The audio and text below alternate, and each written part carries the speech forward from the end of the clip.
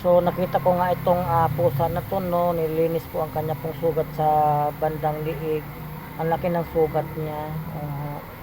So ato po sa bibigyan pa ng pagkain po, no, kasi wala po sa kanya ito nagbibigay ng pagkain, kaya bigyan po natin siya ng pagkain ngayon. Tingnan niyo po ang video. So ayan po, no, ang laki po ng kanya pong sugat sa liig.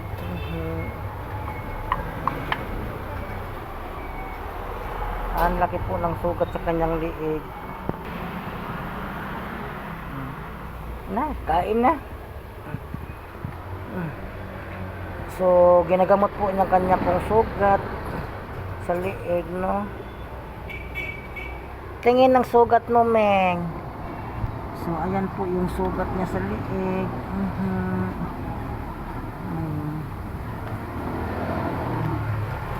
Malaki pong sugat sa kanyang liig po, no.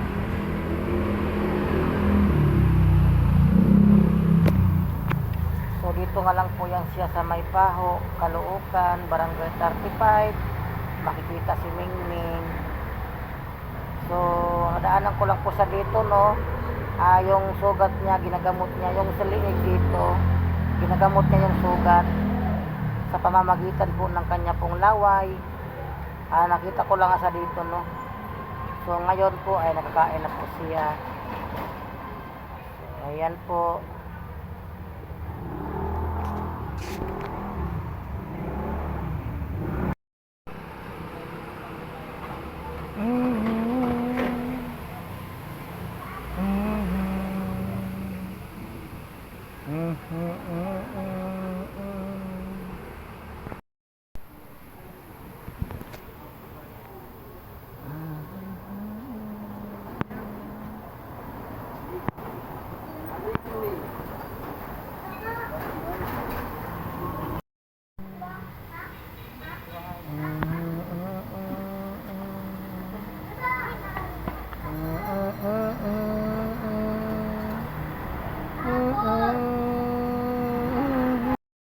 So ayan nga po, no, malaking sugat po sa kanya pong liig. Kanina pa niya ginagamot dito, nakita ko siya ginagamot yung kanyang sugat. Ayan, napakalaking sugat sa liig,